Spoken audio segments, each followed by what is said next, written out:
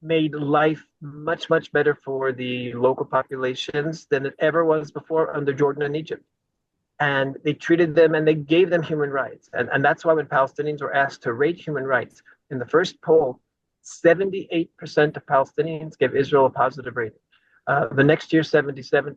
The next year, 75%. And the next year, 65%. All of these polls, Israel was way, way higher than every country in the world, including the United States. So what we saw is that direct contact between Palestinians and Israelis. Palestinians not only weren't dreaming about destroying Israel, they thought Israel was the best in the world in democracy and human rights.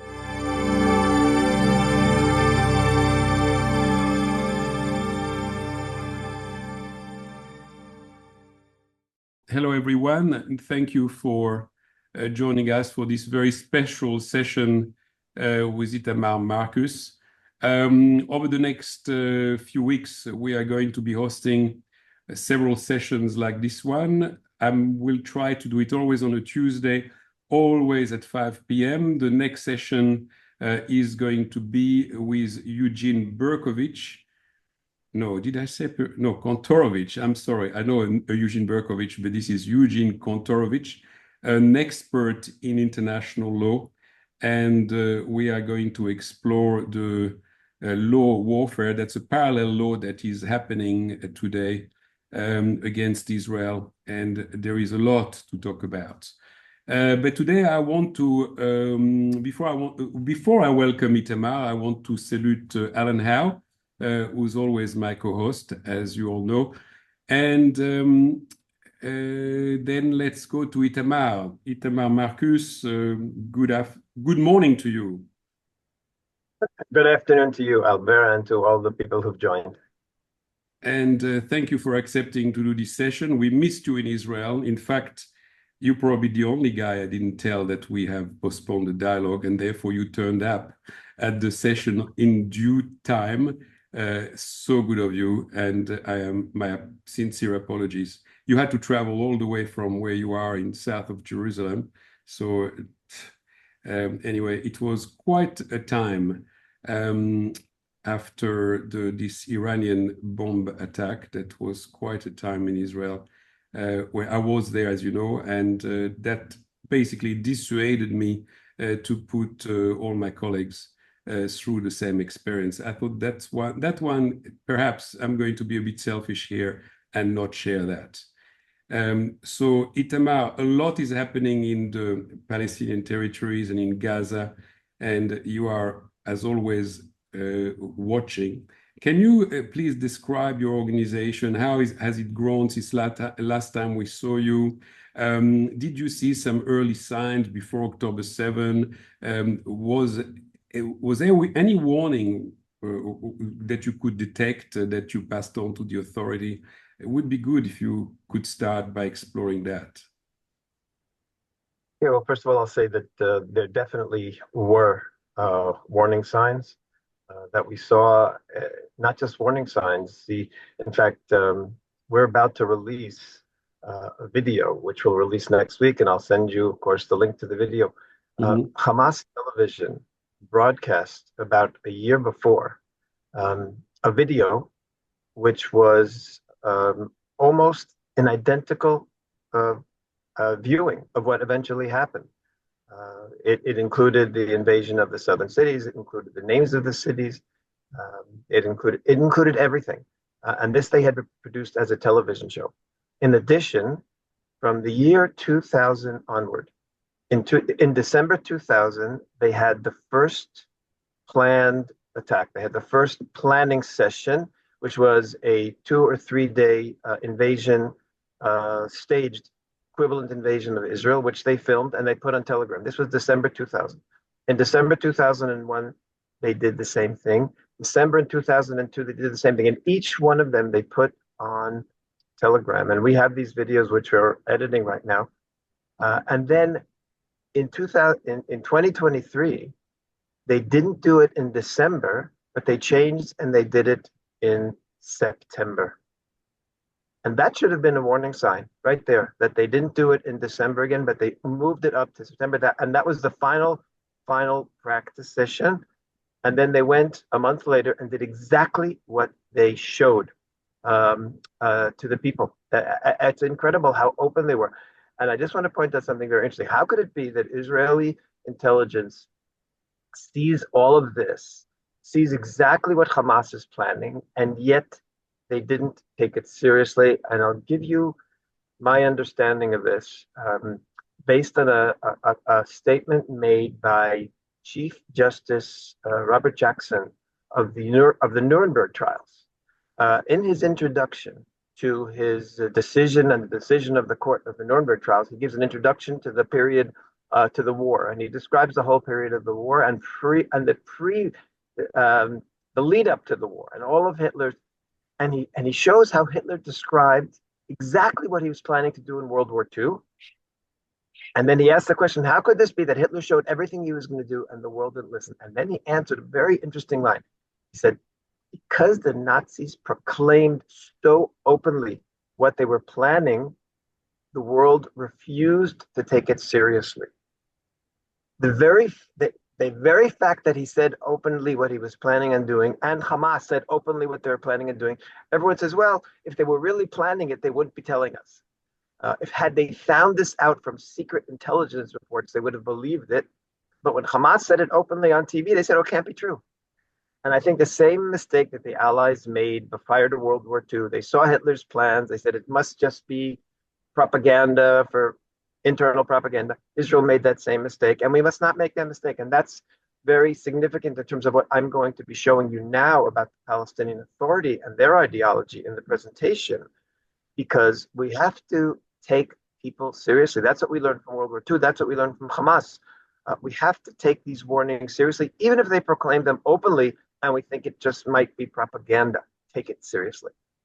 Itamar, that is something that in years past Israel was taking seriously. I'll give you an example. In the Six-Day War, Israel preempted an attack, and that's how it won the war, because it took the threat seriously. So it is, what is this that suddenly the Israelis have their guard down? Is that what it means? Look, in the Yom Kippur War in 1973, when Israel was attacked by Syria and Egypt, also, same situation happened there. We didn't take it seriously. There were so many warnings and there were so many discussions. Even as late as 24 hours before, there were discussions about the impending war. And they didn't take it seriously. So it's unfortunately, it's a function of who happens to be in position at the time. I think the Six-Day War was different, because the Six-Day War, Israel was still a very young state, and we felt more vulnerable, and we couldn't wait. We couldn't wait. Also, if you remember the Six-Day War, the Egyptians and Syrians had moved their soldiers into position. Israeli army already had called up its reserves a few weeks before, and the entire country was almost shut down because there were so many soldiers called up to reserves. So then it was just a matter of time. So Israel had to. That didn't happen. Israel didn't call up reserves before the Yom Kippur War and not before the October 7th. We were just in total denial that they could dare do something like this. And we of course paid for it tragically. Tragically, with I think by now there are 17 or 1,800 people killed, including the civilians and the soldiers who've been fighting since then. Yeah, but we know that there are many other signs, like there were some low-ranking officers from the security agency of Israel, the Mossad, that were reporting that certain movements were happening, and they were simply not taken seriously by the upper echelon. So I think I'm sure that once this war is over, there's going to be a wide investigation about all of this, and we will hopefully, and for the sake of the Israelis, the lessons will be learned. A cousin of mine, their daughters, who's also a cousin of mine, next generation, was one of the young women in the army who was actually sitting along the border there, the Gaza border, for many months before, and they were watching all the cameras and they saw what was going on. And I heard her give a talk, and she described how they kept warning the Israeli army intelligence that something was going to happen. And she described in her talk, with her pictures and her videos of her friends, she described how Hamas came across the border. Minute by minute, she described what happened. And then she showed the pictures and the videos of all of her friends who were killed there, all these young girls who were all these watchers who had this position. And then someone asked, how did you survive? And all the others were killed. She said, when the terrorists reached inside of our army installation, they turned right instead of left. Had they turned left, I and all the people in my room would have been killed. They turned the other direction, and they killed everyone in the other room, and they never came back and they left. They thought they had got everybody. So and all of these young people who were on the verge of being murdered, they're carrying this trauma. The hundreds of survivors of the Nova are carrying this trauma. So the numbers of killed, which are horrific, don't even tell the full story of the national trauma that Israel experienced. And we're still experiencing all the children who are running throughout the country, who are running back and forth to various shelters.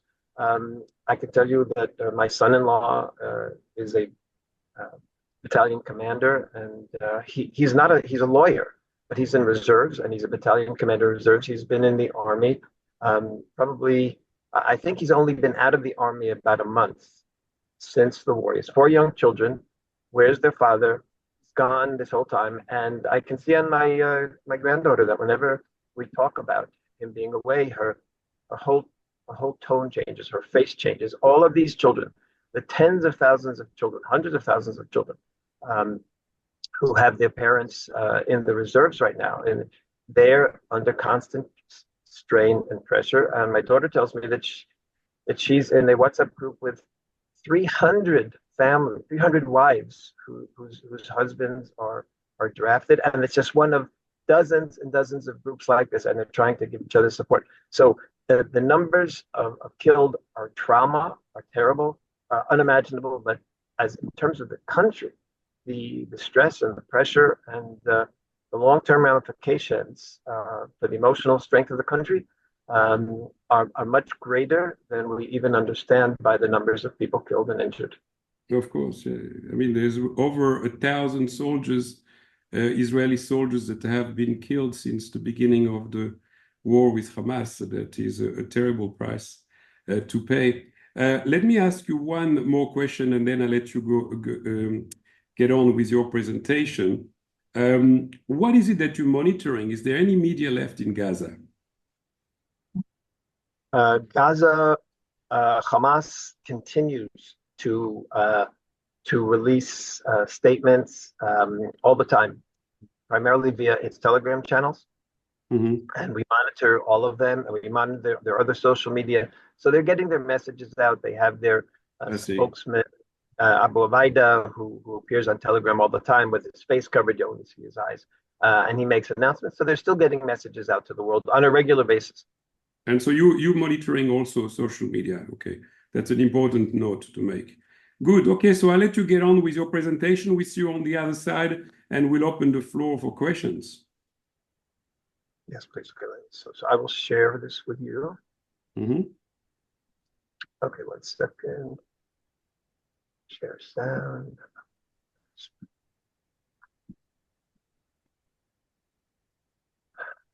Okay, so do you see the screen? Just to make sure. Yes, we do, yes.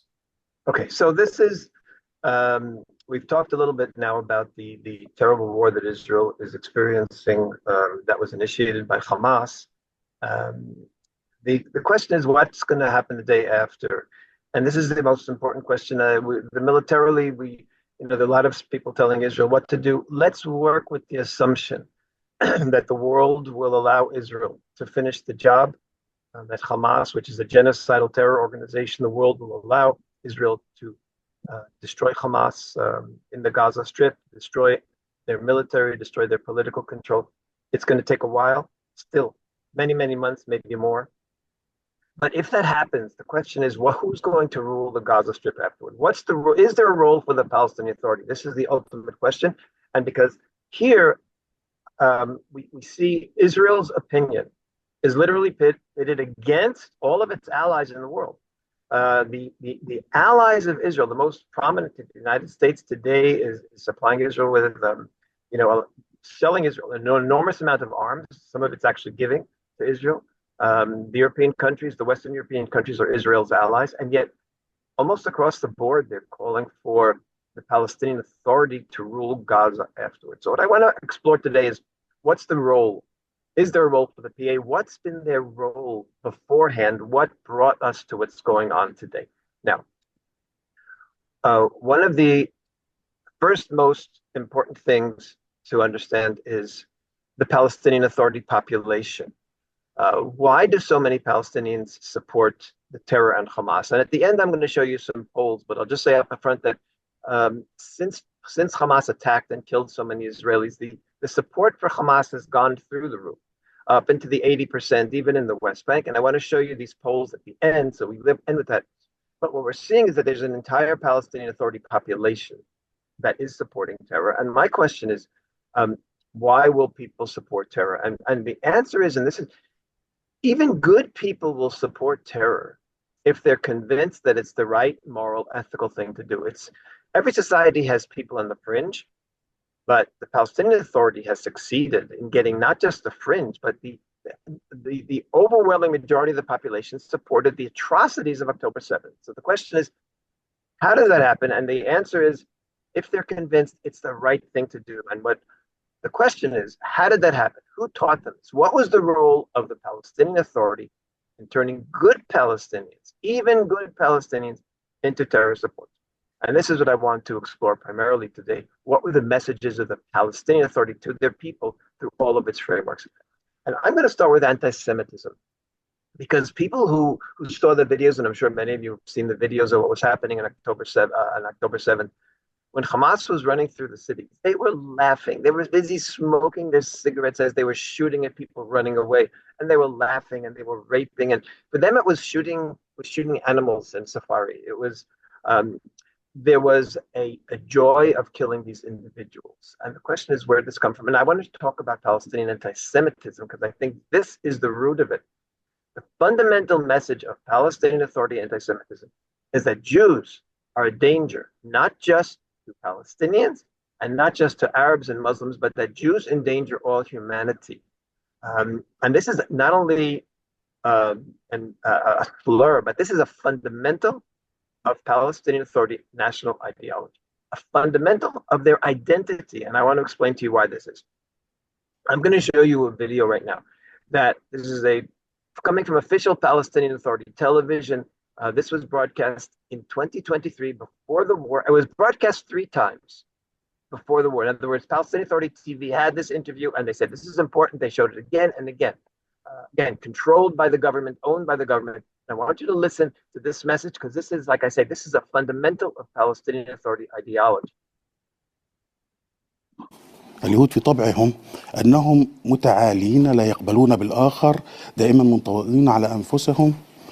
الأوروبيون كرهوهم وأرادوا التخلص منهم، فكانت إحدى مصالح الدول الأوروبية التخلص من اليهود، فبدأت فكرة إقامة دولة لليهود وفكرهم قائم على عنصرية جعلتهم. Okay, this is, and I'll show you a few more examples from Abbas himself. This is Palestinian Authority ideology.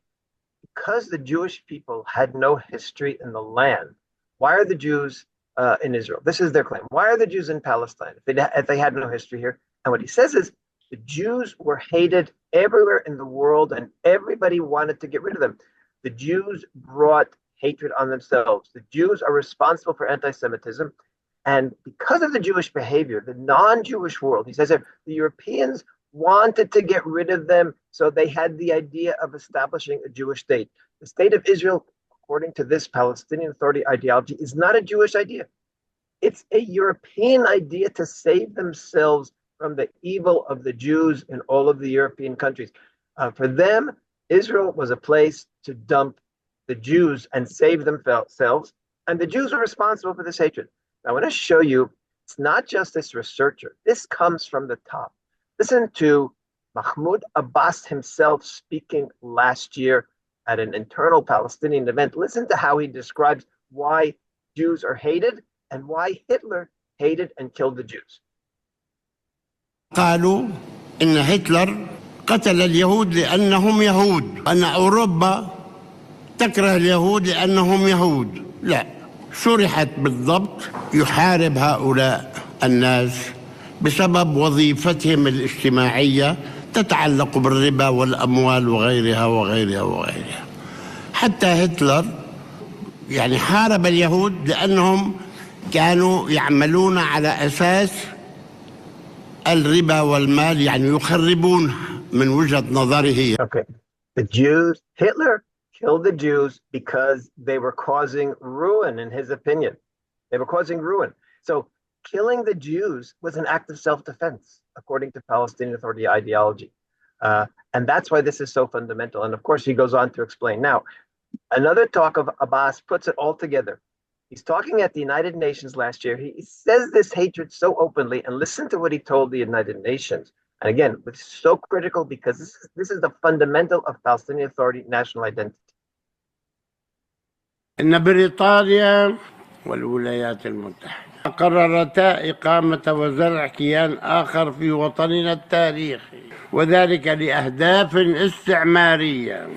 والحقيقة أن هذه الدول الغربية كانت تريد أن تتخلص من اليهود وأن تستفيد منهم في فلسطين، تضرب عصفورين. Okay, two birds with one stone.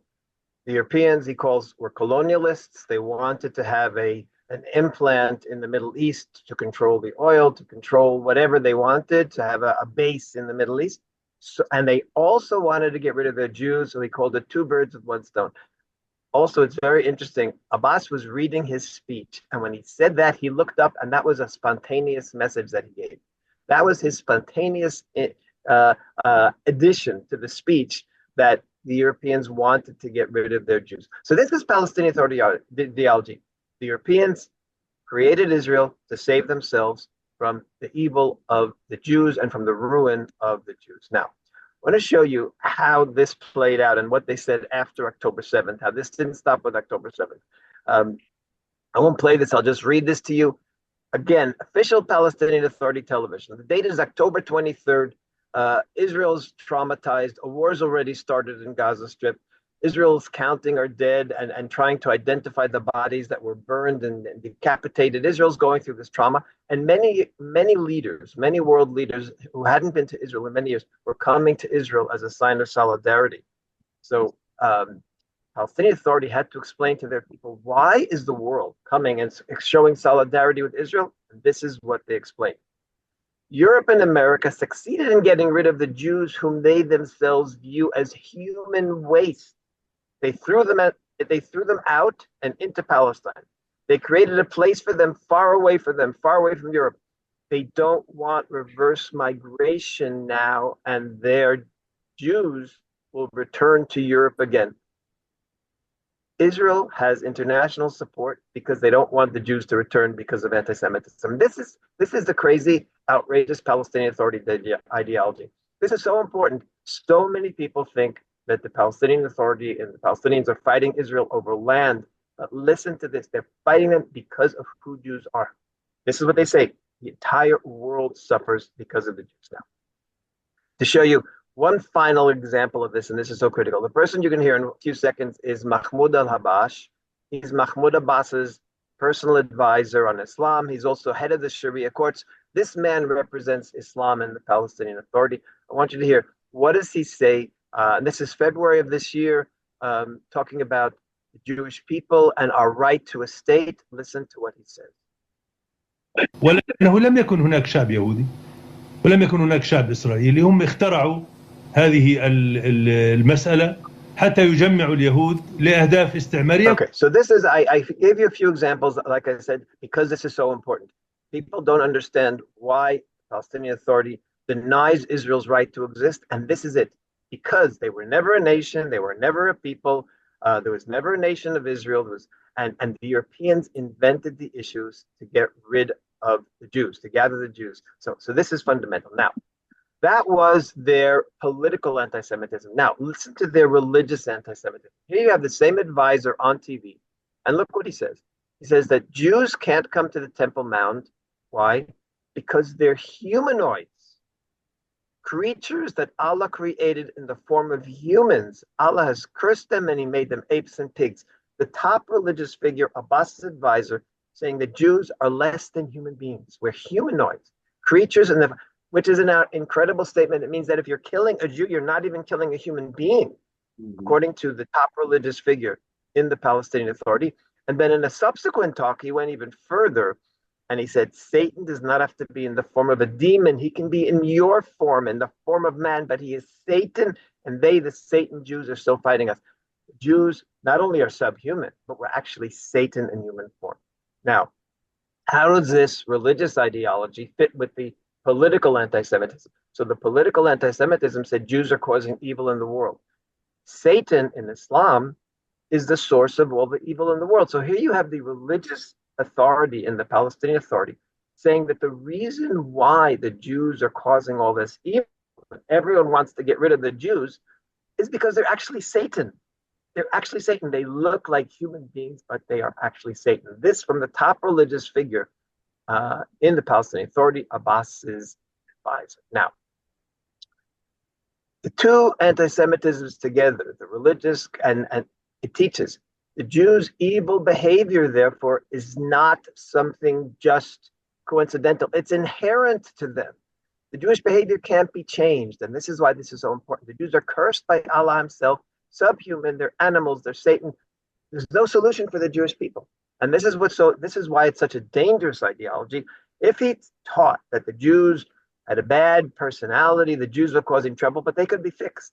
But he's saying no. He's saying that this is what they are inherently. Therefore, they can't be fixed. Therefore, they're cursed because they're subhuman. This is Palestinian Authority ideology. Now, look what happens after October 7th. Given this view of Jews, after October 7th, and this is so important, 11 days afterwards, the Ministry of Religion published the talking points for all the sermons. This is the Thursday, 2 weeks after October 7th.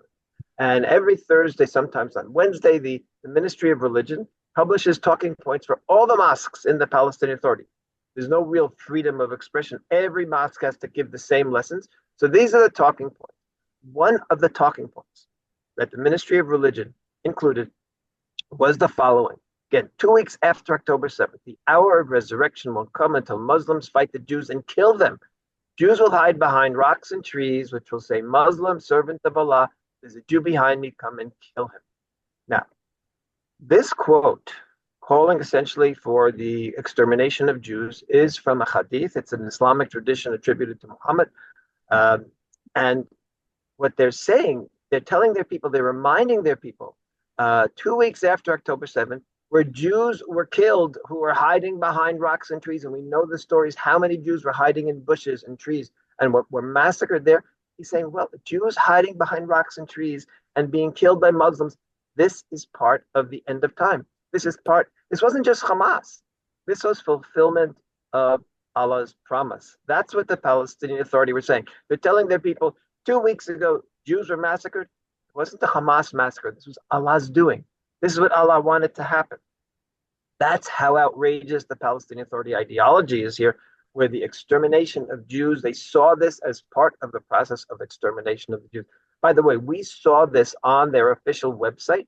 We publicized it, and so did other organizations. And about 2 hours later, they realized that it was a mistake, and they deleted it from their Facebook page and their website where they publicized this. They understood this was outrageous. The point is, this was their real ideology. And I want to show you also how common this is. This is a speech in July of this year on official TV by an official Palestinian Authority religious judge, a Sharia judge. What does he say? Allah strike the aggressive Jews, kill them one by one, do not leave even one. A month later, August 2024, Allah strike the thieving Jews. Allah count them and kill them one by one, don't leave even one. What we're seeing here is this ideology of genocide. Once the Palestinian Authority tells their people how terrible the Jews are, they say, well, the solution is, since the Jews are this evil force in the world, the Jews are Satan, the solution for all humanity is eventually there's going to be genocide. Allah kill them one by one. Don't leave even one. Why? Because this is what the world needs to reach redemption. This is Palestinian Authority ideology. By the way, it's not just PA, it's also Hamas, it's also ISIS, it's also Hezbollah, it's also Iran. They all have this ideology that the Jews are the source of evil in the world and must be exterminated, which is why all of them can unify and unite in this war against Israel. We've heard it said by Palestinian Authority and Hamas religious figures on TV. They've asked the question, why did Allah bring the Jews to Israel at the expense of Muslims? Because they're saying that the land is Muslim land. Why did Allah allow the Jews to come to Israel? And their answer is that Allah gathered the Jews in one place so it would be easier to kill them. This is Hamas and PA ideology. That's why Israel exists from a religious perspective. From the secular perspective, the world wanted to get rid of the Jews. Why did Allah let this happen? Because Allah wants it to be easy to bring about the extermination of Jews. This is the anti-Semitism, and you understand that's why this is so fundamental, and everyone must understand this before anyone wants to deal with a solution to the conflict. You have to understand what is the source of the conflict. So if we leave this, we look at just the Palestinian anti-Semitism, we see the two fundamentals of Palestinian Authority. Jews are a threat to all people, therefore fighting Jews is for humanity. And Israel is a colonial implant with no right to exist, therefore fighting to destroy Israel is for justice. It's justice. And these are the expressions that we hear all the time, not just from Hamas and the Palestinian Authority, but we hear them in demonstrators around the world who are supporting Hamas and the PA. They claim that they're calling for justice because they are all part of denying Israel's right to exist. Now, the support for killing of Israelis and Jews, which we see in the ideology, then goes from theory to practice. Once Jews are killed in Israel, Palestinian Authority doesn't just leave it at that. It glorifies the killers, it honors the killers, it rewards the killers. And I want to show you how this is done. So you have two things. You have the input before, and you also have the response afterward. Now listen, I'll show you some examples from the top of the PA. The three women you see here are Lucy, Mia, and Rena D. They were murdered. This is a mother and her two daughters. They were murdered in April 2023 in a drive-by shooting. A month later, Israel captured they tracked down the two terrorists, and they killed the two terrorists who did the murder and the accomplice. Now, what is this picture? This picture here is of the two terrorists and their accomplice. Where did it appear? It appeared on the Facebook page of Prime Minister Mohammed Shtaya. And what did he write along with this picture? Glory and eternity to our righteous martyrs. Glory and eternity. So murdering these three women brings glory and eternity, according to the prime minister, the former. He's no longer, but the former prime minister just a year ago of the Palestinian Authority. And also note two interesting things. Glory and eternity refer to Palestinian nationalism. As Palestinians, they are going to be glorified in eternity. And our righteous martyrs is the religious side. A martyr is a shaheed. It's a religious concept. It means that they did something that Allah wanted to be done, that Allah put his stamp of approval on, and Allah wanted. So what they're saying here, and what the prime minister is saying here, this was both a nationalistic act that the Palestinian Authority supports, and it was a religious act that Allah supports. That's what the murder of these three women was, according to the prime minister of the PA. Now, let's go even higher. Mahmoud Abbas, the day two Palestinian terrorists, who were both murderers, were released from prison, he calls them up. Now, they were in prison for 40 years. Their sentence was over. He calls them up the day they were released, and he has his phone call filmed so that it can be put on their official Facebook page of Fatah, his political party. And listen to what he says to these two people who were cold-blooded murderers. أنت وكريم قامات كبيرة بالشعب الفلسطيني، نفتخر فيكم وبنعتز فيكم وبنقول الله يعطيكم الصحة، وأنتم نبراس هذه الأمة، نبراس هذا. Okay. We're proud of you. You're role models, models of the people, icons of the Palestinian people, coming from the top. Murderers of Israelis are icons. So we get it from the prime minister, is that they get eternity and they're martyrs. And here we get from Abbas that the people are proud that they become icons just because they murdered an Israeli. So that's the honor, that's the praising. Here we have honoring. There are so many places in the Palestinian Authority named after terrorists. We have found 31 schools named after Palestinian terrorists. And one school, by the way, is also named after Hajamin al-Husseini, who was a Nazi ally who was an ally of Hitler and responsible for the deaths of thousands in Europe, Hajamin al-Husseini. But in any case, these 12 children here were all murdered in a terror attack led by Dalal Mughrabi. In addition, there were altogether 37 people, 27 adults. This was the worst terror attack in Israel's history before October 7th. So because she led terror attack killing all these children, the Palestinian Authority has named 5 schools after her. They've named squares after her, streets, so many things. In other words, if you're Palestinians know that if they want to be honored forever in the Palestinian Authority, the key is to be a murderer and to kill Israelis. And this is just one example amongst hundreds and hundreds of examples of places and squares and streets all named after the murder of Israelis.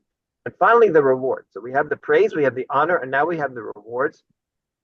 Palestinian terrorists who go to jail immediately start receiving a salary, a very high salary, and then if they're killed in their terror attack, including suicide bombers, their family receive a monthly stipend. Literally, their entire lives, they receive a stipend because their family member was a terrorist and even a suicide bomber who could have murdered dozens of Israelis. The families of the suicide bombers from the Intifada period are still receiving monthly payments. Altogether, the PA pays out probably by now close to $400 million a year in rewards for terrorists. And to go from the large one, and this is the payment chart, just to give you a sense of how much it is. For the first 3 years a terrorist is in prison, he gets 1,400 shekel a month, which is about $370. But if he's in long enough, he receives 12,000 shekel a month, $3,000 a month, which is more than 3 times or approximately 3 times the average Palestinian salary. So it is a very valuable investment to go to jail as a terrorist. And by the way, just as another aside here, so every terrorist gets this payment, and there are some additions here. Israel, in the last 3-4 weeks, we've had 3 or 4 lethal terror attacks by Israeli Arabs. Look at this. Israeli Arab residents who end up in jail, they get the regular salary plus an additional 500 shekel a month. An extra perk for Israeli Arabs. They get if they're a Jerusalem resident, they get 300 shekel but Israeli citizens who kill Israelis get all of this in addition to 500 shekel. So this is the rewards of the Palestinian Authority. And just to give you an example on a personal one family, Ruth and Ehud Fogel were murdered in their home together with their 3 children who were all slaughtered with knives. They had their throats slit by 2 Palestinian terrorists, Amjad Awad and Hakim Awad. These were cousins. The 2 of them have been in prison now since 2011. And by now, this is a little bit old. They've received over $300,000 in salary because they murdered these 5 people from the Palestinian Authority. 300,000. This is just one example. Now multiply this by the 10,000 or so prisoners and the 30,000 recipients, the families of martyrs. And that's how you end up getting $350 to $400 million a year in payments to reward terror by the Palestinian Authority. So if I could summarize then, this ideology is that Jews have to be killed, Israel has to be destroyed. Allah wants this to happen, and therefore Palestinians who do this, they're praised when it happens, they're honored through it for forever, and they're also rewarded, and their families are rewarded. This is the Palestinian Authority. Now, beyond this, what we've seen is that the Fatah, which is the party of Mahmoud Abbas, they're the ones who are supposed to be stopping terror. They're armed by the West. They've been given special training by the West. They have an entire 40,000 police force to fight terror and to keep peace. Turns out that they're very, very involved in terror. And who says so?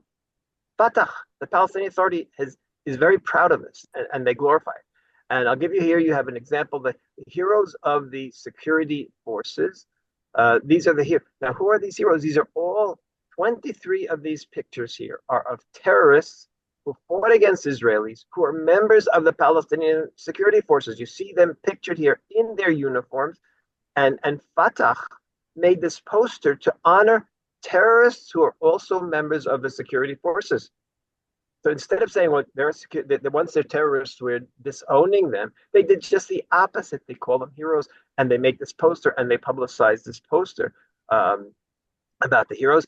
And here's just another example to show the incredible involvement. This is a poster that was published by Fatah's. Fatah has a terror branch called the Al-Aqsa Martyrs Brigades. The Al-Aqsa Martyr Brigades is a designated terror organization. Europe, European Union, United States, probably Australia as well, I'm not sure. But it's a terror organization, the Al-Aqsa Martyrs Brigades. This terrorist here, his name is Abdallah Abu Shlal. He was killed at the beginning of this year, 2024. And look, this is the poster that they produced. And look what it says about him. Captain Abdallah Abu Shlal, member of the Palestinian Authority General Intelligence. And then they say Abdallah Abu Shlal, commander in the Al-Aqsa Martyrs Brigades. So he had these two positions at the same time. He was a commander in a terror organization and a commander in the Palestinian Authority Security Services. And the Israeli army reported that Abu Shlal was considered one of the central terror leaders in Judea and Samaria, West Bank. Central leaders. And he is a member of the police force. So people who are telling Israel today that we have to send the Palestinian police and security forces to take over in Gaza after Israel gets rid of Hamas, what are we doing? We're replacing one terror organization with another terror organization, which is clear from everything that I've been showing you here. And Fatah even brags about this. These were two announcements by Fatah and the PA last year, and just get a sense of this. This is Fatah's announcement. More than 1,500 military operations were led by the Fatah movement members and the security forces in 2023. And then the PA announced more than 63% of the martyrs in the West Bank were Fatah, most of them members of the PA security and their sons. So we see that it's not just a side issue with those 23 terrorists. The Palestinian Authority security services are a driving force of terror in the West Bank. This is what Israel's facing with the people who are supposed to be responsible for making peace. They're the ones who are they're not just looking away, they're actually being the leaders of terror. Now, final thing I want to talk about a little bit is, what about the land? I've been talking here about the people, about killing people, and how much it's supported by the Palestinian Authority. What about the land? And here I want to show you that the Palestinian Authority makes no hint of accepting Israel's existence to its people, makes it very clear both in its symbols and its messages and its statements, and that Palestine is and will be from the river to the sea. And this is just something from October 4th. This is yesterday, and that's why I put this one up here today at the start. The Palestinian Land Authority made an official announcement yesterday, and they publicized, and look at this. This is the logo of the Palestinian Land Authority.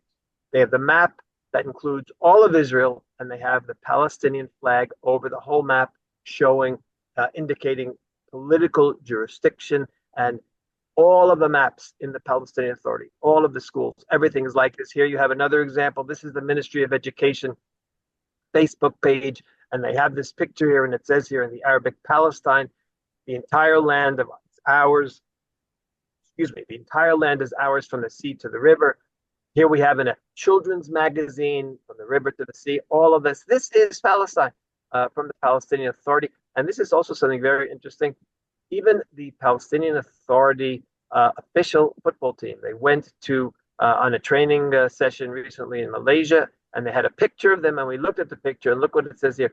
As part of the uniform of the official Palestinian Authority football team, they have this scarf, and it says they have, of course, the map of Israel with all of Palestine replacing Israel. And the words, from the river to the sea, Palestine will be free. No hint of acceptance of Israel's existence. Now, this is a crossword puzzle to show you it's coming from everywhere. This is a crossword puzzle in Fatah's children's magazine. And look at the crossword puzzle clue. An occupied Palestinian city, and over here it says Safad. An occupied Palestinian city, the answer is Safad. Now, Safad, of course, is a city in northern Israel. It's not in the West Bank, but it's still considered an occupied Palestinian city. All of Israel is said to be the occupation, according to the Palestinian Authority. They're not talking about the West Bank. They're talking about all of Israel. And final thing I'll show you again, this is children's education. This is an incredible rewriting of history, but this is fundamental. So listen to how children are taught in the Palestinian Authority. The Canaanite Arabs settled the land of Palestine, and they underwent many invasions, such as the Babylonians invaded the Palestinians, the Persians, the Sumerians, the Assyrians, the Hyksos, the Hittites, Pharaohs, and the Hebrews. All of these, of course, there was no Palestinian people. It's a farce. It's ridiculous historically. But they're saying that all these nations invaded, because these are nations that were in land of Israel. All of them invaded the Palestinians. And then 100 years ago, the British invaded, and it was the most dangerous because they brought the Jews. And then Palestine fell under Zionist occupation. That means the state of Israel's creation is a Zionist occupation, and this continues until today. And then what's their conclusion to the children? The occupation will cease to exist. Israel will cease to exist, just as what before it ceased to exist. All the invaders were defeated, and Palestine returned to be free and Arab. There is no question. Everybody wants to excuse the Palestinian. I talked at the beginning of this discussion about how we have to believe what our enemies are telling us when they tell us they're our enemies. This is Palestinian ideology. Let's not excuse it. Let's not tell anyone that they're just making this up. This is what the Palestinian Authority is. Now, next thing I want to touch on, October 7th and the Palestinian Authority's response. Now, everybody in the world was horrified by October 7th. You know what the Palestinian Authority believes? Did they change on October 7th? Did they say, okay, this was too much. We can't justify rape, atrocities, beheading, burning families alive, the murder of 1,100 people? Did the PA distance itself from October 7th? I want to show you that they not only didn't distance, but they actively been supporting it and defending it. Just as a reminder, I'll give you a few seconds here of what was found, and now multiply this in your mind by about 1,100. What you're seeing here is the first responder at the Nova Festival. There's a police officer. He has his camera on, and this is what he's seeing, and this is what he's reporting. 1, 2, 3, 4, 5 הרוגים. יש פה מישהו. יש לי פה שוטרת. יש לי שוטרת הרוגה פה. יש בפנים. אוי ואבוי. Oh, sorry. Oops, sorry. My mistake. Sorry, let me share again.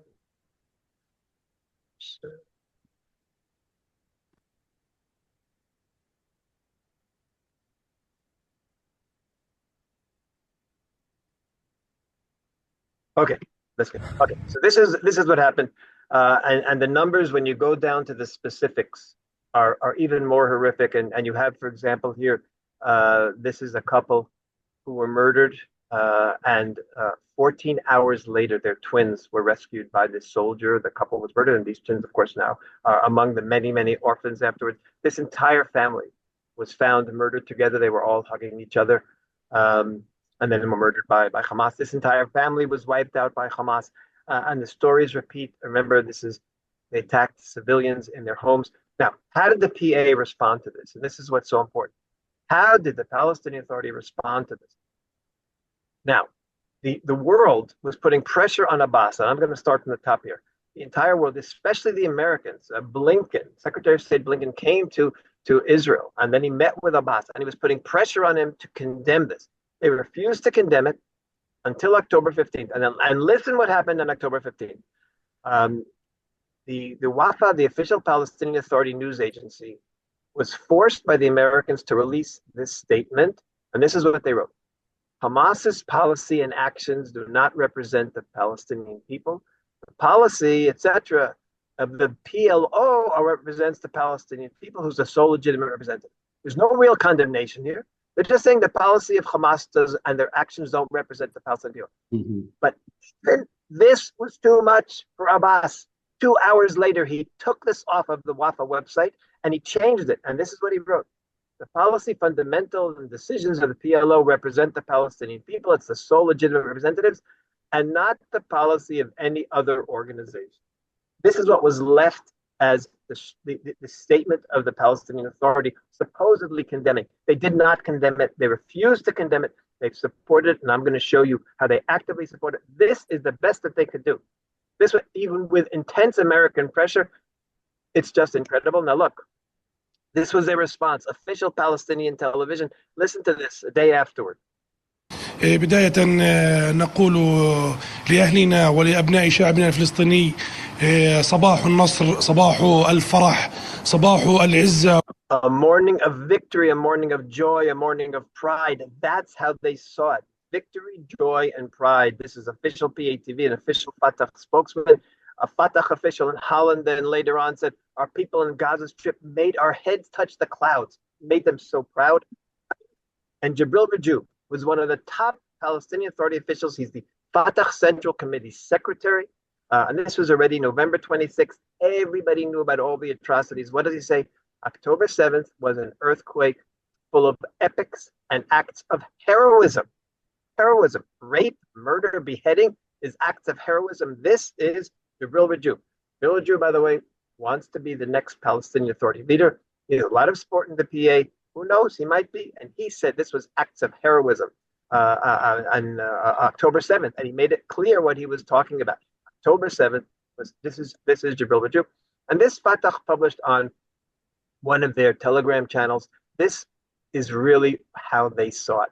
Israel is the rat being crushed by the Fatah boot, by the Palestinian boot. This is how Fatah celebrated it with this picture. Now, final thing. Palestinian public opinion polls. How did the Palestinian Authority population respond to October 7th?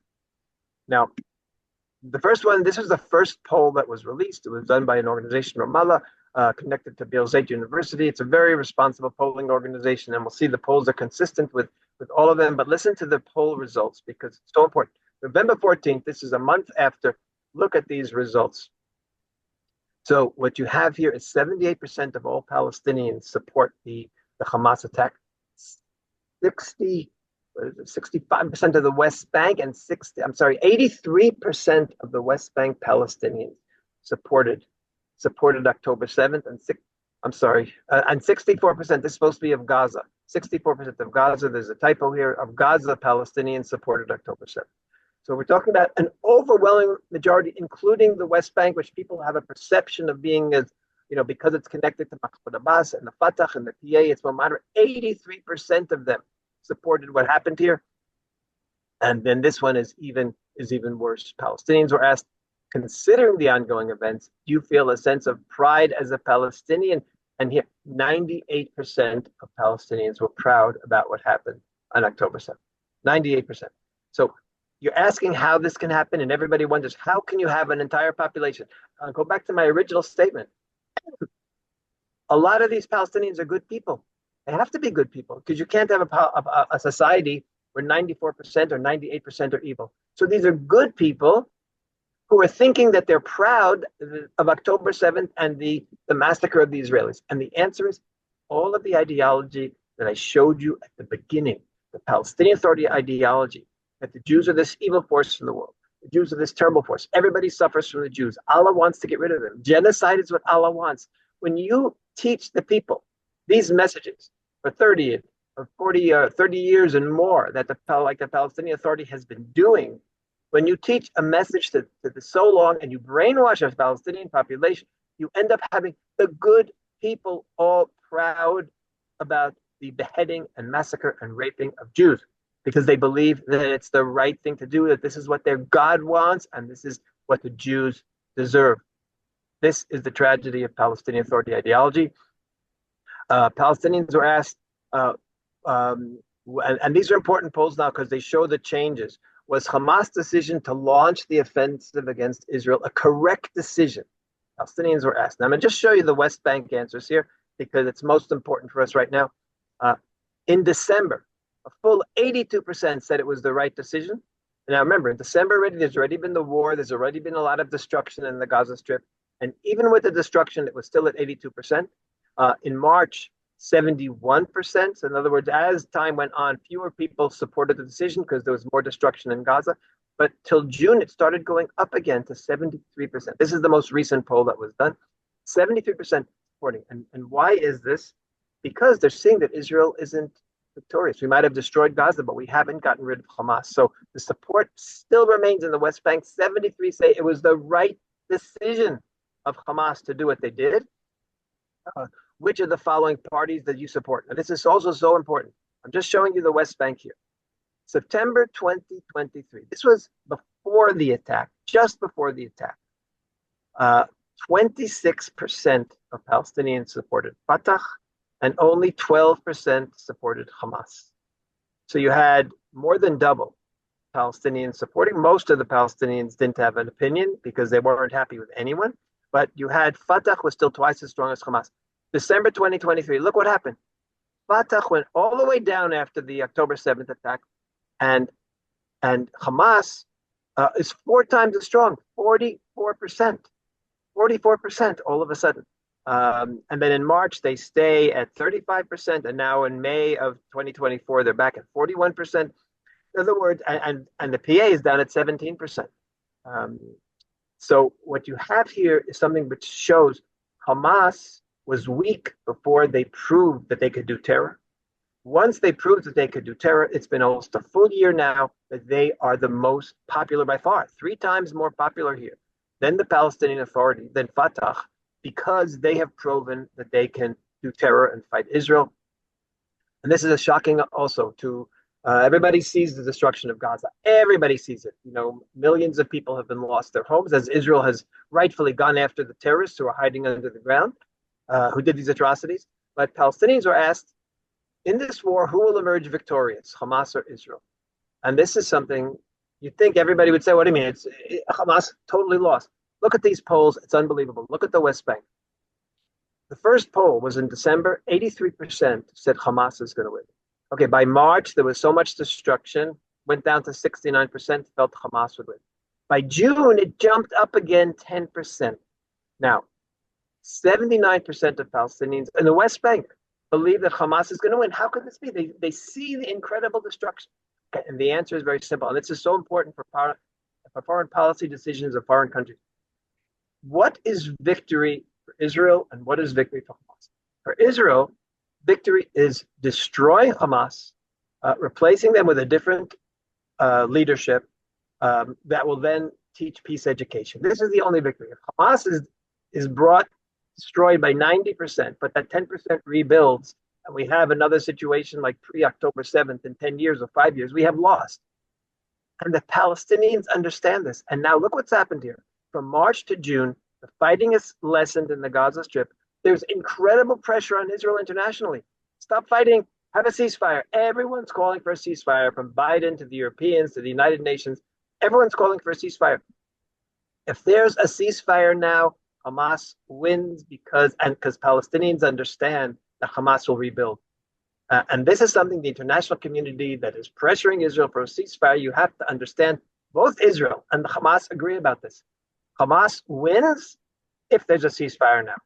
And this is a critical thing to understand because it means that Israel fought and lost all these people for nothing. We're just postponing the next attempt at October 7th. So the final thing, and these are the conclusions. Who can rule Gaza? Clearly, Hamas can't rule Gaza. But clearly, the Palestinian Authority also can, because it was the Palestinian Authority's denial of Israel's right to exist, its explicit support for terror. All of this created a population that supports Hamas and supports terror and is proud of the massacre of Israelis. This didn't happen in a vacuum. They've taught these people that killing Jews is the right thing to do. The PA is the source of the problem. The PA can't be the solution. Europe, UK, US, Australia, together with Abraham Accord countries, and together with the local clan leadership, they will have to be the ones that accept the responsibility for governing and for educating the Palestinian Authority and for running it. Security in Gaza, and this is the other side. There's the political side, there's running the country and security. With Fatah and the security forces, as you saw, deeply involved in terror in the West Bank, proud of their terror, glorifying their terror. The suggestion that they will rule Gaza is a farce. It's a joke. It's meaningless for Israelis. And therefore, the only solution is Israel will have to be responsible for their security in the foreseeable future till there can be some kind of a force that Israel can trust. And by the way, it cannot be a UN force. Look at Lebanon. Look at southern Lebanon. Israel has found, now that we've invaded southern Lebanon, we have found an underground infrastructure that was even more developed than what happened at the border in Gaza. We have found the same munitions, the same RPGs, the same vehicles ready to go and attack northern Israel in Lebanon. And this was done literally right under the eyes of UNIFIL, right under the eyes. So the UN cannot be the solution for military protection in Gaza. It's got to be something else. Israel has to be there. We cannot allow anything like this to happen in the future. So this is a situation, to summarize then, the original question I asked, and the title was, does the Palestinian Authority have a role in Gaza after Hamas? And the answer is absolutely no. The Palestinian Authority is the source of the problem. The Palestinian Authority cannot be part of the solution. Thank you. Thank you, Itamar. Very sharp presentation as usual. I would like to ask our participants to write their questions. You know, on the bottom of your screens, you've got this Q&A button, and you are more than welcome to write your questions there. Alan will be able to read them because, as you know, my eyes are not too good these days, but Alan does a much better job than I will ever do, even when I could see. So, Itamar, let me ask you a question while we're waiting for others to find their way to ask questions. My own is about your conclusion about who will be managing Gaza and so on. There is one of the Palestinian leaders that has been in jail for quite a long time. That's Marwan Barghouti. And what do you know about what's happening to him? Because I believe you didn't show that in your polls, but he's the most popular. He's more popular than even Hamas. So what's happening there? Do you have any intelligence on that? Okay, so Marwan Barghouti was really one of the terror leaders during the Intifada from 2000 until he was arrested, I think in 2002 or 2003. He was very close to Yasser Arafat. He was head of the Tanzim, and some say also head of the Al-Aqsa Martyr Brigades. He was responsible for the deaths of dozens and dozens of Israelis in terror attacks that he was aware of and responsible for. In the end, Israel convicted him of only 5 murders, when in fact he was responsible for much, much more. So he's a convicted murderer. The reason he is so popular is because he was the head of this terror organization. When in the polls where they asked, who do you support? The polls were done before Hamas leader Ismail Haniyeh was killed. Palestinians were asked, let's say 3-4 months ago, before Haniyeh was killed, who do you support for the president? Majority said Haniyeh, and Abbas was way, way down lower. And they said, if Marwan Barghouti would run against Haniyeh, who would you support? And Marwan Barghouti is more popular. Why is he more popular? Because Haniyeh is a political terrorist. He's sitting in Doha. He's not killing. Whereas Marwan Barghouti was an active terrorist. He was a terror leader. So the fact that Palestinians want a terror leader to lead them doesn't mean that Israel should release him to be the leader. There has never been any indication that he has changed his attitude. Statements that he has released to the press and that his wife goes around the world glorifying him. They have never, ever rejected terror. They have never said Israel has a right to exist. They express the classic Fatah ideology. Marwan Barghouti is popular because he murdered Israeli, period. He should not be the next leader. And Itamar, we agree that you make peace with your enemies, not with your friends. So that guy is the popular leader of the Palestinian people today, and he is under the surveillance of the Israelis. You don't think that all these years there's been some opportunities for a good education? Because the guy speaks Hebrew like an Israeli, he understands Israeli culture like an Israeli. There would be, and you know, before he became a terrorist, he was operating a casino in Ramallah. He really had a test about what the good life could be. You don't think that there is any chance, according to yourself? You had many examples throughout histories of leaders that were in jail that came back to be leaders and were great leaders. You think there is no hope there? Well, let me go back to your original statement. You said that when you make peace with your enemies. And that a lot of people say that. Obviously, if you have Israel in United States and Canada don't need to make peace because there's no war, so they don't actually make peace, and they're friends. So the idea is you make peace with your enemies, but that also has led to so much bloodshed around the world. I just have to go to the many agreements that Hitler made with his enemies, peace agreements, peace in our time that Hitler made with the British and with the Europeans prior to World War II. So if you make peace with your enemy, you have to be sure that it's really peace. When did World War II end? When the enemy was defeated. And I think this is what Israel has learned. We have had ceasefires that have ended all of our conflicts with Hamas. We've had ceasefires ending all of our conflicts with Hezbollah. And now we have learned that we will not be able to make peace with these enemies who believe that Jews have to be exterminated. We have to defeat them. And that's how Israel will have peace, not by a peace agreement, but by defeating Hamas and defeating Hezbollah. Then we will be able to have peace. Right. So that's exactly what I'm saying. You defeat them first, and then you've got a leader that you had in jail for 25 years or more. How more defeated than that? Okay. No? So if the Palestinian Authority is reformed completely and has different messages, like I say, different messages, meaning the Palestinian Authority, if the Palestinian Authority were to show that they really changed, if, for example, there's a new leadership who comes and says, okay, we're changing the names of all the schools that are named after terrorists. We are changing the names of all the squares named after terrorists. We are telling you now, guess what? The Jewish people have a history and a right to exist. They are a nation. If we see all of these changes in the Palestinian Authority, and from a person like a Marwan Barghouti, then Marwan Barghouti could be reformed. It's possible. I'm not saying that a person can't be reformed, but we can't gamble that he has reformed just because he's popular. We have to first have him come and make all these changes, make all these statements, tell his people Israel has a right to exist, and Jews are not an evil force in the world, but actually Jews have benefited humanity. If we can see a change in Palestinian Authority or in Marwan Barghouti statements, then he possibly could be a leader. But until we see that real change, we can't gamble with another October 7th. Okay. So, Alan, you have a few questions now. I do. You have some of your own. Yeah, I do. Well, I've got at least one question for Itamar while some others come through, and some are there now.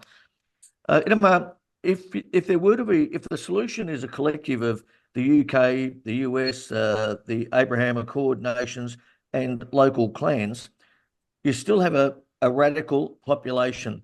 I know that some of them might not be as radical as they appear today, but that's the case.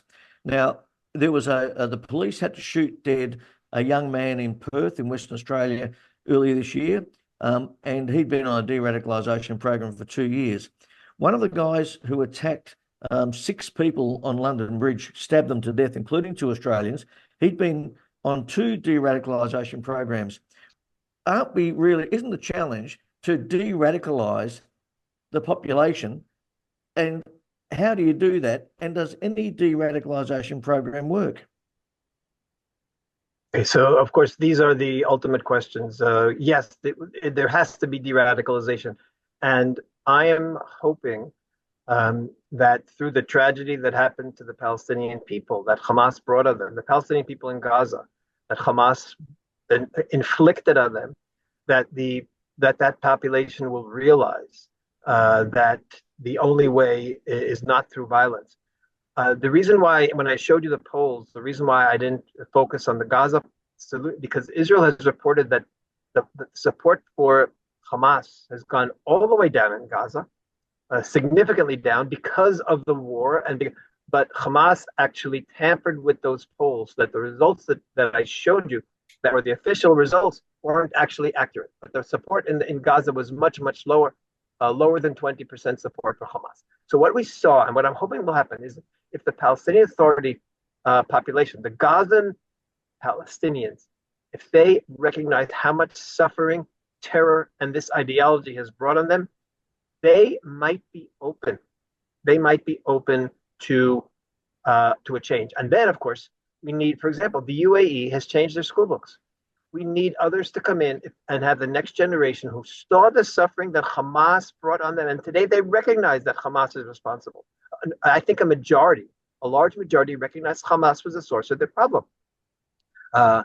Once they recognize that, and then we change the education and we change the culture, and they are led to understand that Israel just wants to be a good neighbor, then that is a national de-radicalization.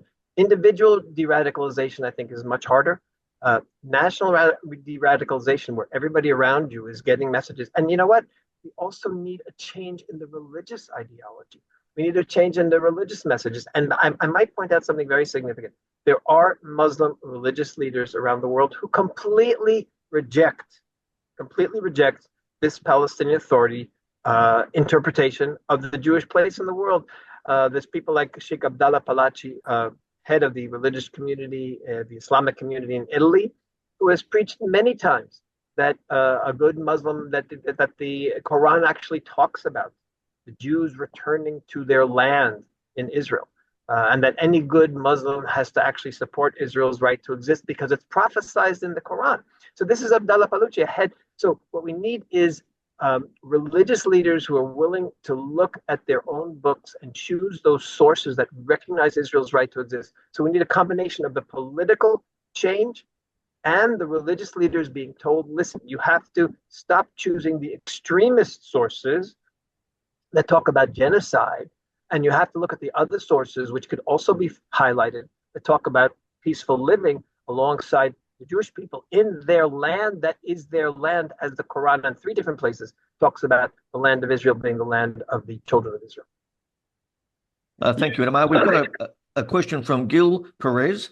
He asks, do you think Israel succeeds to convince Western countries about the fact the PA is acting as a terror organization? We've heard in public statements numerous times, Netanyahu has cited many of our findings, many of Palestinian Media Watch's findings. He's talked numerous times about the salaries that they pay. He's talked about how they glorify terrorists.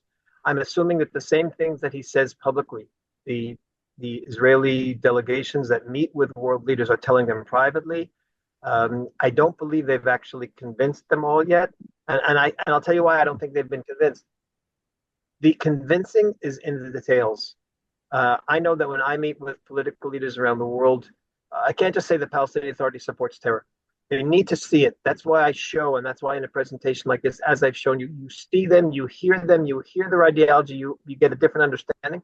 And I think that the Israeli leaders have to go down to details when they meet foreign leaders. They can't give them generalities. They have to show them and explain how deeply embedded these hate beliefs are in the Palestinian population, because of the Palestinian Authority, not because of Hamas, because of the Palestinian Authority. We have a question from Matty Gill. He asks, are you optimistic? And if so, what makes you optimistic?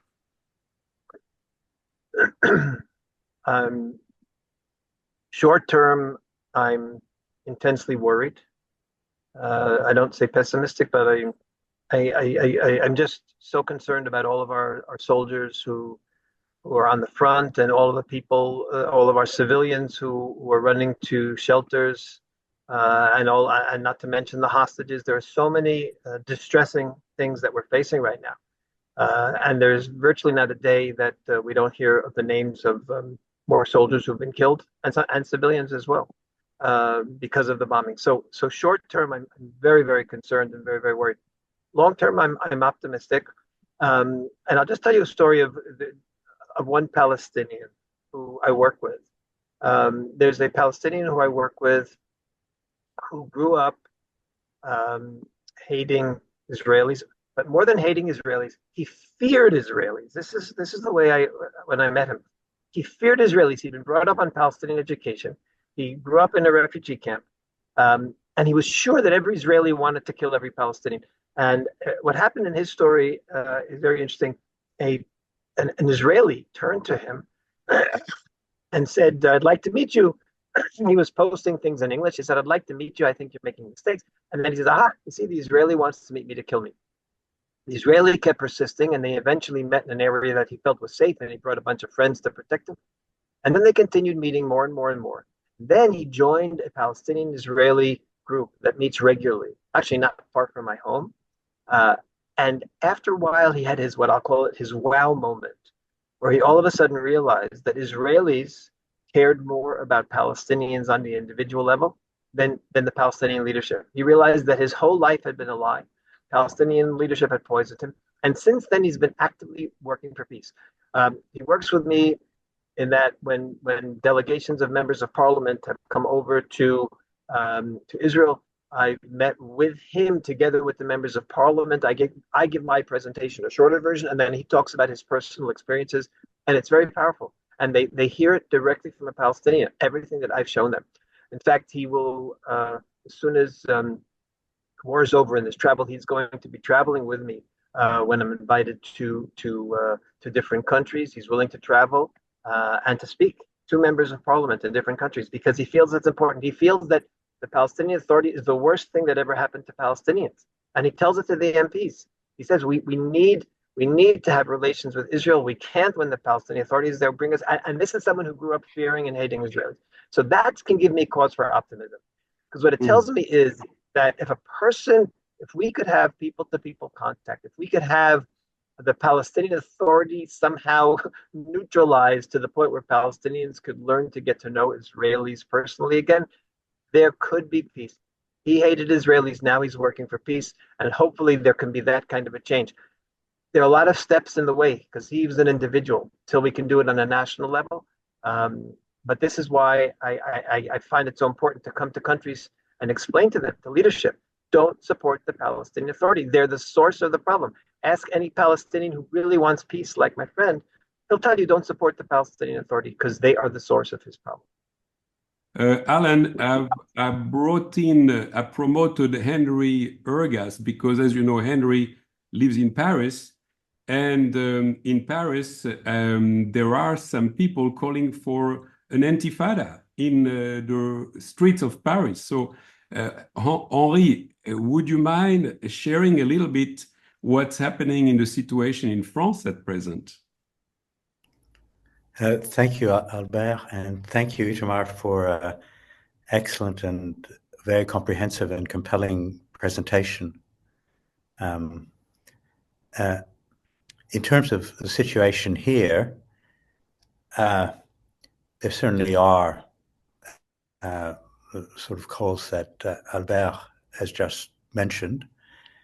Of course, in France, we have the combination of two factors, which are the presence of a very large and increasingly radicalized Muslim community, and secondly, a far left, which is quite powerful and now well entrenched, which has a symbiotic relationship with that community and has itself become more extreme over time.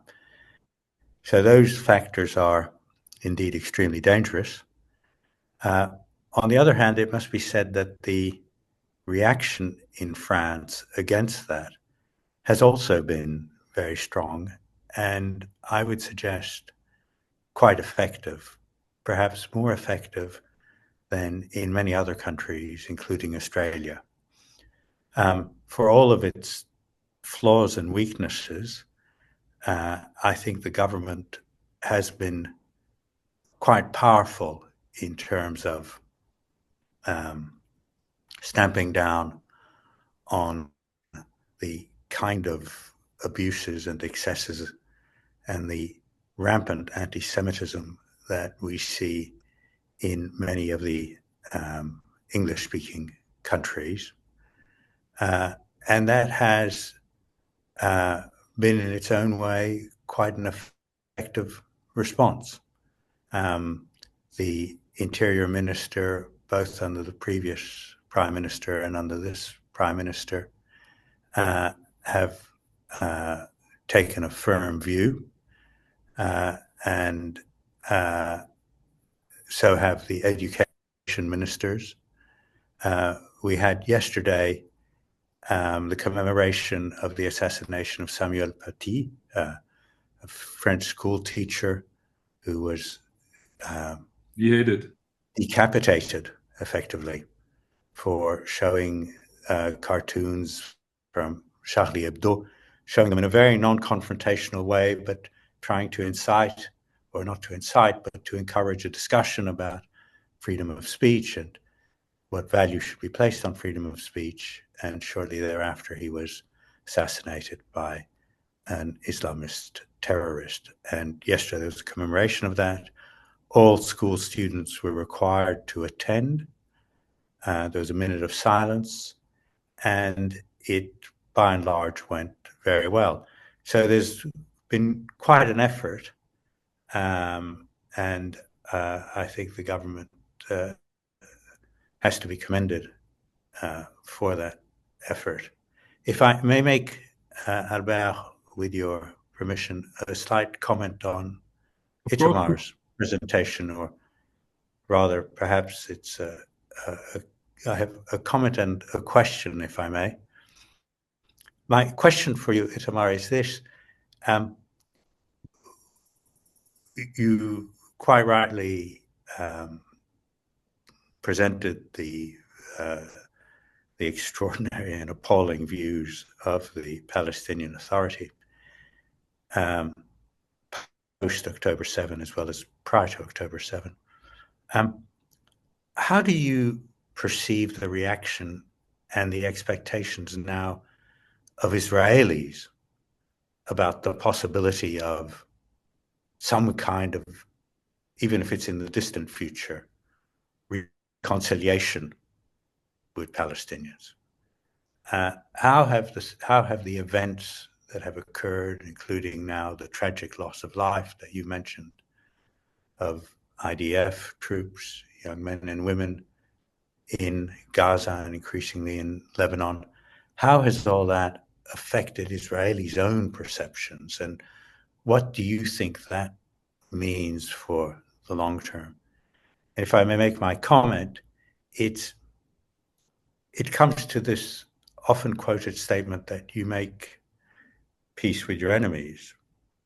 Well, I think the historical reality is you make peace with your enemies when your enemies are being defeated. Right.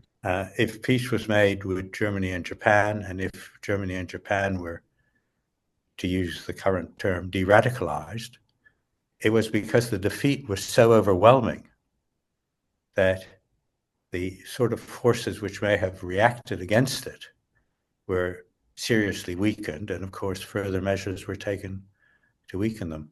It's very hard to make peace with an enemy who believes they still have a chance of winning. And to my mind, that has been very rare historically, and I think would be very difficult to achieve in the circumstances in which Israel now finds itself. Yeah, that's an excellent observation, and it's similar to what I said before to Albert's question, that you literally can make peace with your enemies after they're defeated.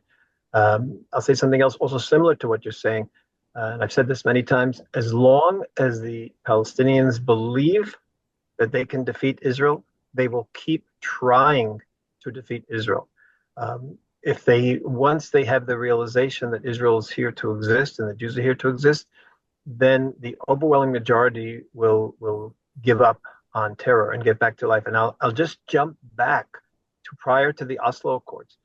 Prior to the Oslo Accords, the overwhelming majority of Arabs that weren't really who were living in the West Bank at the time and in Gaza, they didn't see any possibility of destroying Israel.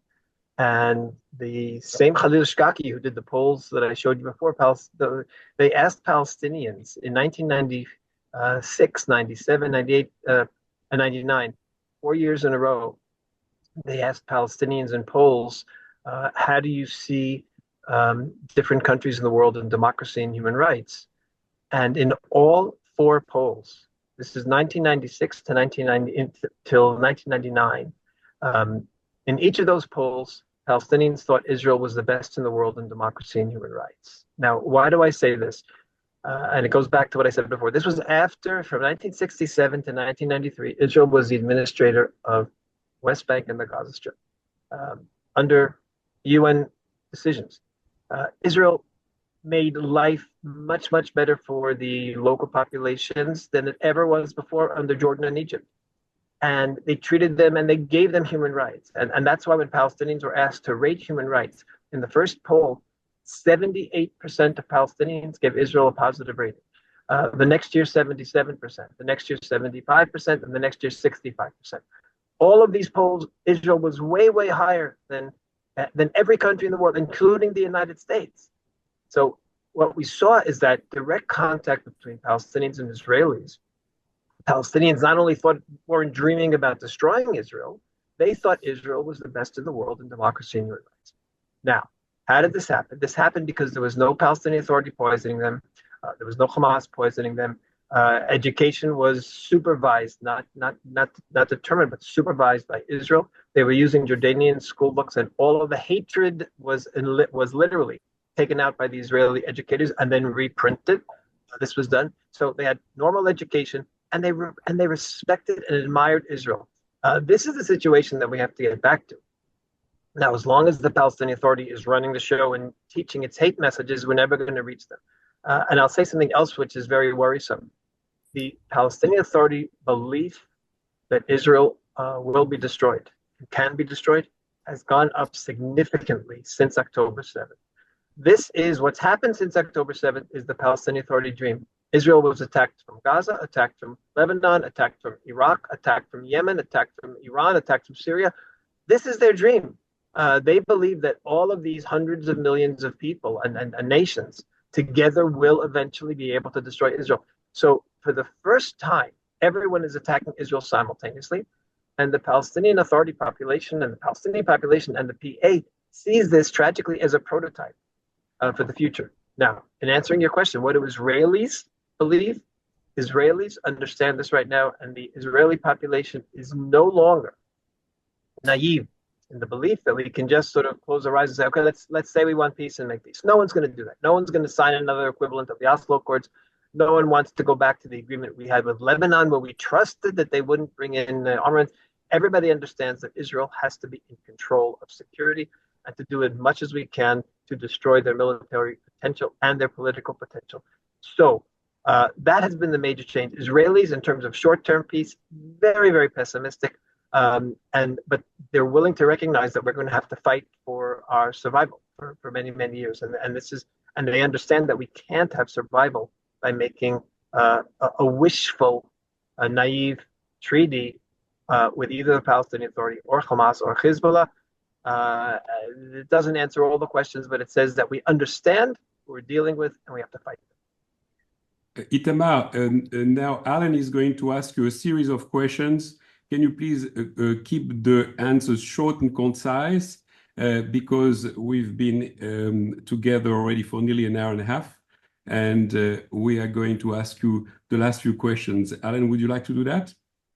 Yes, Itamar. One of the attendees at the moment asks, Itamar, what is your perspective on the Palestinian majority in Jordan and how the Kingdom of Jordan is dealing with a potential idea and suggestion to have the state of Palestine being part of Jordan beyond the Jordan River?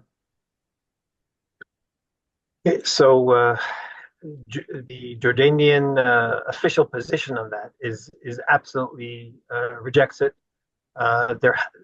For those Palestinian nationalists, there has to be a state with the name Palestine. If the West Bank or parts of the West Bank were under Jordan, that wouldn't satisfy them. They want the name Palestine. So the official, I don't know what King Abdullah is thinking privately, but the official Jordanian position is absolutely not. There has to be a Palestinian state beside Jordan. Okay.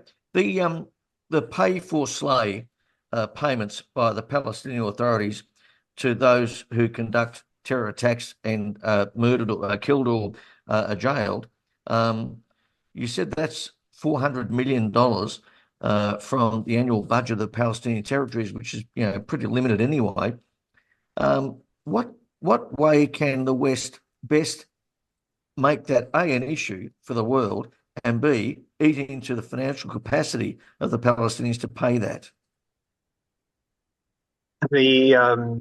Until PMW, Palestinian Media Watch, discovered in 2011 that they paid these salaries, the world was funding the Palestinian Authority directly to the general budget. And then we told the Europeans, primarily the Americans, look what you're funding. You're funding terror. So they stopped funding the PA directly, and they started funding projects, hoping that this would cause the Palestinian Authority to change their policy. Now, what's unbelievable, and people around the world don't know this, since 2019, the Palestinian Authority hasn't been paying its employees a full salary. In 2019, they started paying their employees only 50% of the salary because the Western world and the donor countries have stopped giving them contributions because they know the money is supporting terror. So it's been already 5 years that Palestinians are getting every month either 50% of the salary, some months 60, some months 80. They've not been receiving full salaries. This shows how far the Palestinian Authority is willing to go at the expense of their people in order to show that they support terror. And I'll even go further. When they started doing this, there was an official announcement. Everyone's getting 50% of their salary, except the prisoners in jail will get 100% of their salaries by the instructions of Mahmoud Abbas. So it's crazy. The only way it will stop is if the international community makes the following statement: you're not getting any support for any of your projects. We're not paying your teachers. We're not paying your workers. We're paying no one until you stop wasting $400 million a year on terror salaries. The PA will then have no choice. They'll go through some kind of a crisis for a short time. The Gulf states are not going to pay it because they're against it as well. They'll have a crisis, and then they'll be forced to cut it. So the world has to stop being naive and say, okay, we'll pay the teachers and you can pay the prisoners. No, finished. No more money until you stop paying, until you stop rewarding terror. Itamar, to what degree is the man and woman in the street in Israel depressed or distressed to watch mass demonstrations in capital cities for pro-Palestinian demonstrations, in capital cities where they have relatives, friends that they visited? Israelis are following it. The Israeli news follows it.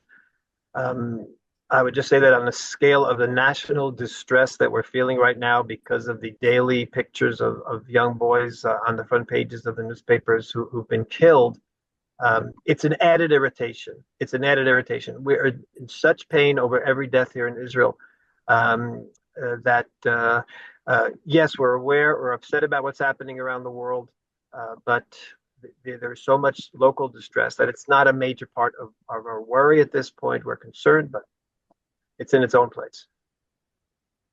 The Wall Street Journal ran a story early this year. I don't know how they came to the figures, but I'm just quoting them as verbatim. And they said that the war in the early part of the year to subdue Gaza was costing extraordinarily. They calculated $600 million US a week. Is that just the cost of doing business, or is that a strategy by your enemies to bankrupt the state? When they fire missiles from Iran or southern Lebanon and Gaza into Israel, they know they'll be taken out by Iron Dome mostly, but they also are completely aware of the cost of that. Yeah, absolutely right. Our enemies follow these things very, very closely, and I'll tell you something else that they're following. They're also following the really tragic figures of immigration and emigration for Israel, because for many years immigration to Israel was far higher than the immigration from Israel, and since the war, immigration has gone up and immigration is down, which is understandable. And the Palestinian press and the leadership talks about this as one of the great successes of the war. So yes, they follow our finances, they follow our internal affairs, they follow our internal demonstrations. They say that Hamas gets tremendous support when they see all the demonstrations against the government in Israel. They feel like they're bringing about a split in the country. They follow Israel very closely, to answer your question, in all areas, not just finance.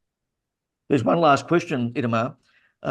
The UN has been seen to be behaving appallingly, both in Gaza, where they were part of the problem, and now it's revealed in southern Lebanon, where they're also part of the problem. How do we prosecute? How does the rest of the world prosecute that case against the United Nations? That's a major question, because, of course, there's no real. They have sort of. That's no a real question for international next week, by the way, Alan. It's a question Yeah. for Eugene Kontorovich. That will be Yeah. a very interesting question to keep in mind. Yes. Yeah. I would just say what Israel absolutely, look, they made Guterres persona non grata. He can't even fly to Israel, the Secretary General of the UN. So the Israeli government and the Israeli population understands that they are not a peacekeeping force by any means. They're viciously anti-Israel, justified Hamas attack, and have done nothing about the hostages. So the UN is persona non grata in Israel. We don't care about them, and we just would rather not deal with them. And Itamar, did the revelations of this UN misbehavior in southern Lebanon and in Gaza come as a surprise to people in the UN? It certainly didn't come as a surprise to Israelis. We expected it, and we knew about it, and there'd been little indications. I think the extent of it was a little bit of a surprise.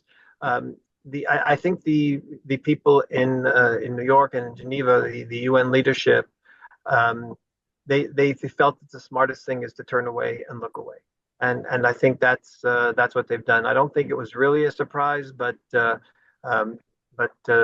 just think they weren't interested in looking into it, and they could pretend that they didn't know the details. Thank you, Itamar. Albert, we're good. Thank you, Alan. Itamar, I want to thank you for a depressing presentation and one that is absolutely essential. And thanks to you, we have been informed for many years as to what the real situation is and what the conversation is in the Palestinian territories and Gaza. And as you said earlier in the presentation, if the authorities had listened to the early signs that you mentioned, perhaps the whole October 7 could have been avoided or at least attenuated in some ways.